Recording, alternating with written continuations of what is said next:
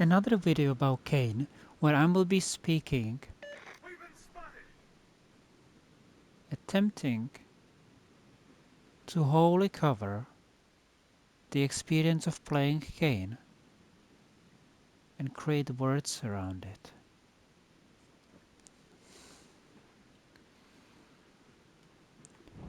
So the ship itself is small.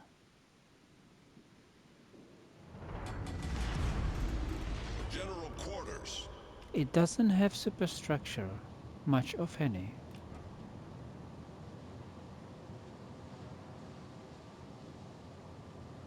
If I compare it to other destroyer, I think it's a little taller.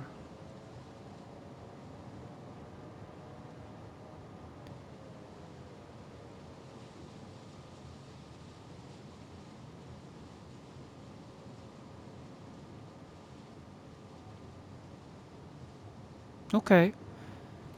Well, it's short, which means a lot of shells where people are almost hitting you will land behind you and they will not end up at your tail or in your tail.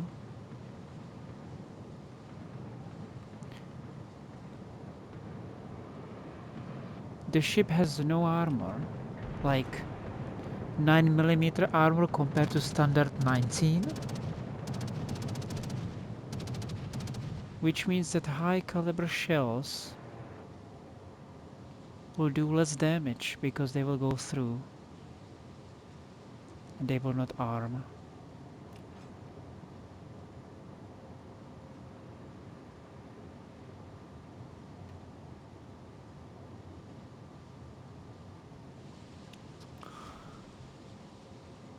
Okay,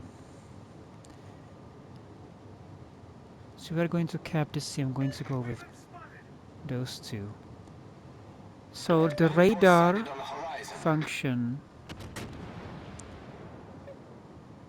if you like watching minimap, you will enjoy the radar. If you do not like watch minimap, you will not find any value in this radar. It doesn't notify you. The things that the radar does, you will not know unless you pay attention to the minimap. Okay. Torpedoes, direct front.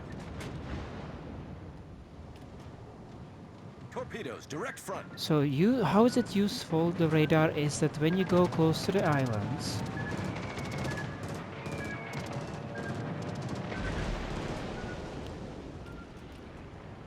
the radar will tell you something is behind it, like right now, at my range, so I'm going to start increasing.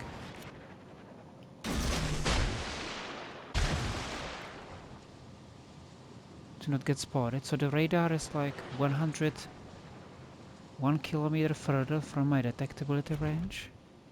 I think 8 versus 6.6, 1.4.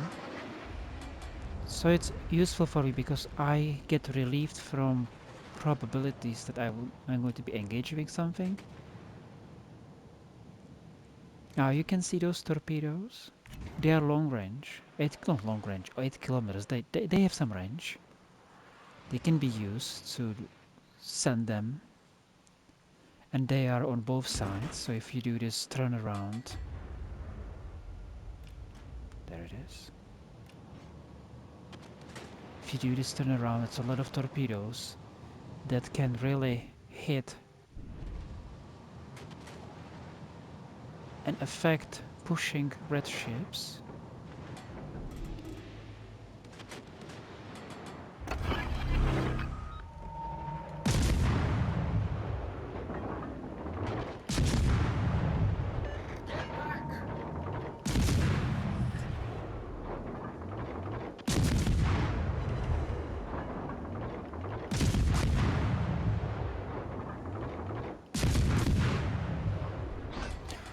I want it and I'm going for it.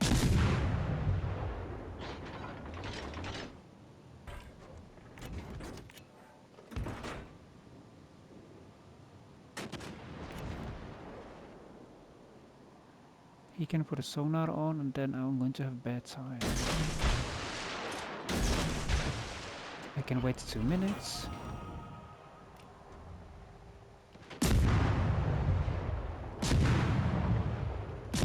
Now, guns are accurate.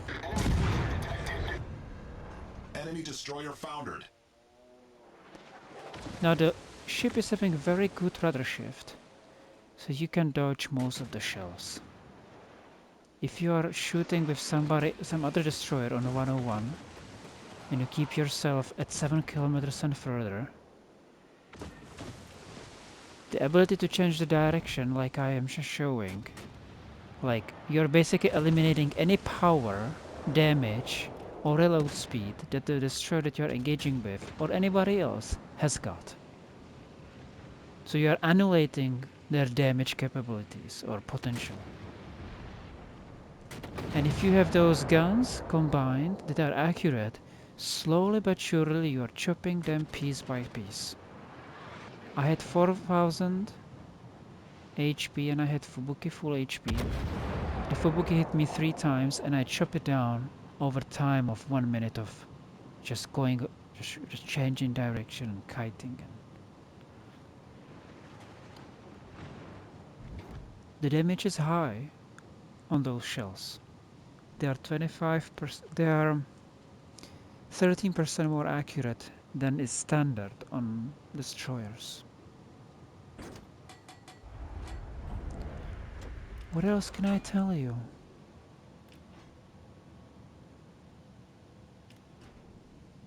Those guns are strong on this ship. And I spec into the reload of those guns. Full reload, I recommend that.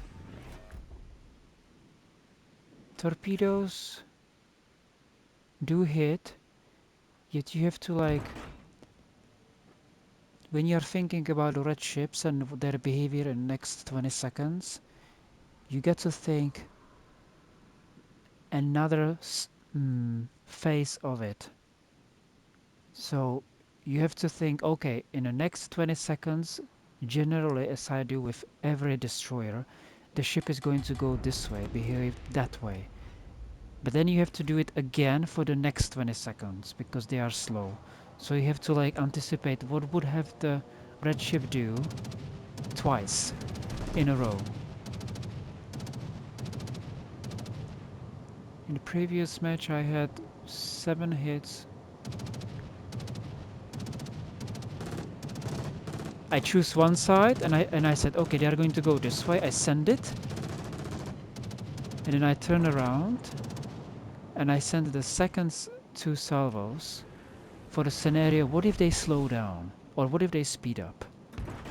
And if I make a prediction mistake with the first 2 salvos, there is some sort of correction with the other 2, so it's kind of fun with this Kane.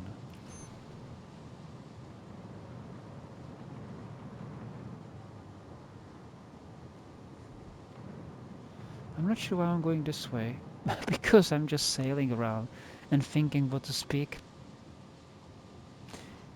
Alright, let's go get the carrier. Because this area here and this area here, it's paralyzed. They will just, it's a long game. He's going for this battleship that is healthy.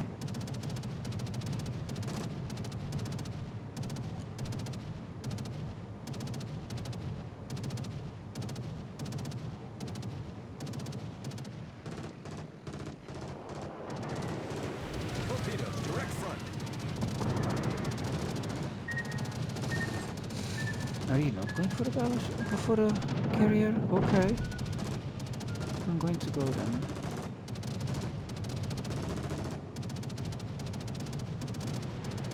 Where's the...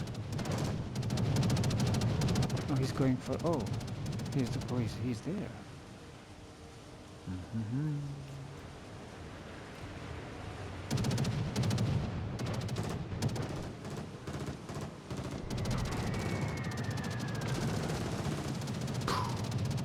Puff.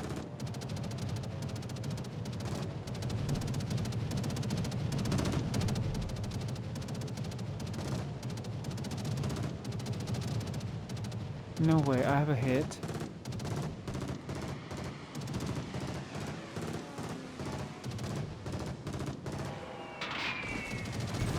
Ooh, Critical engine damage.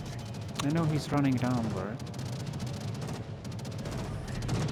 Problem solved, sir.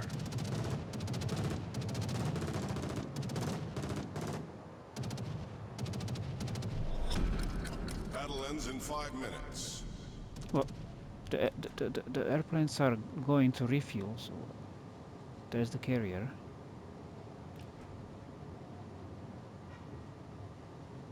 Running downward the map.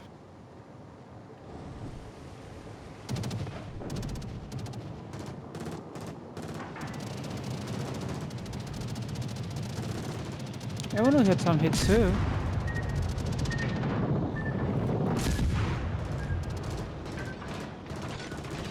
He gave up. He should have.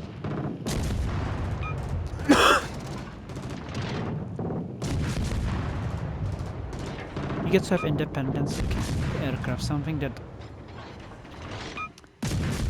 um, is not accurate in the spread, but is accurate in the position. Like American or British carriers.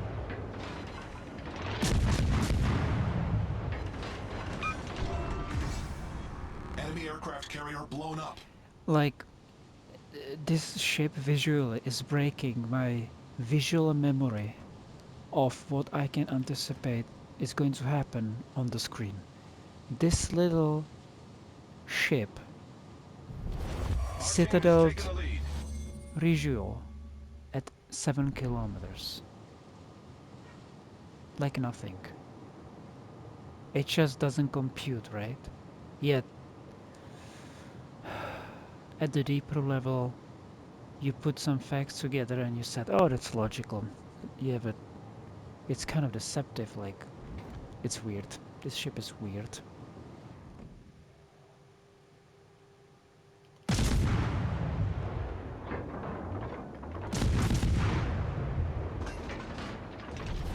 Our victory is in sight. And when you shoot battleships, and you feel like the HE is doing no damage, I recommend using AP. I had a New Mexico, and I was just being in a smoke, which is 2 minutes, I think. It's such a long smoke. You just sit Smoke there generator started. and you farm those slow tier 4, tier 5 battleships, and you just chop them down with AP. 2 minutes shooting New Mexico, 2000, 3000 damage every salvo.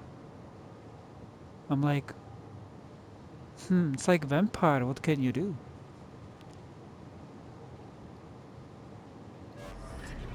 Smoke screen set. I mean, like a vampire sucking blood, like... Where's the story saying that you stop vampire? You don't stop vampire, right? That's the point of the story. This is like, I cannot stop it. It's successfully dealing damage with its AP.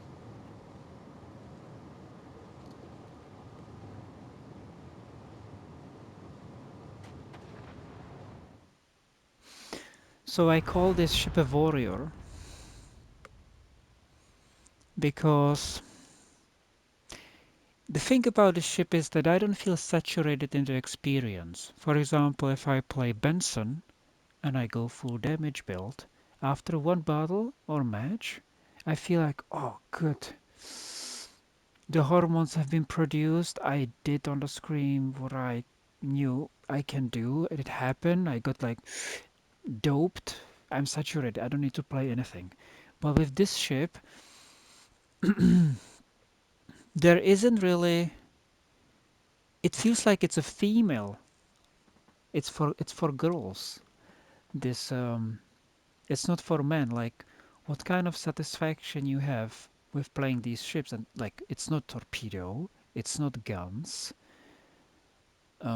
It's not gapping because you don't have concealment. It's not detecting because you don't have speed. It's not shredding AA because it doesn't have any AA. So as a man playing this, I've just played this Kane. I feel like I want to play again. I get maybe more, but I don't just get saturated. It's an interesting feeling where you play the game. I am satisfied with the way how I play it and how the ship performs. What does it do in its effect? And I feel like if I play it again, I'll get the same experience. Yet I would have to switch to different ship, either some very good gunboat, very low conceal, or very good torpedo, to like get some kind of saturation of sense of achievement. Hmm. Yeah, it's like if I'm a girl and I'm observing the game and thinking about all the possibilities and adjusting to the situations the best I could, I'm really enjoying it this way.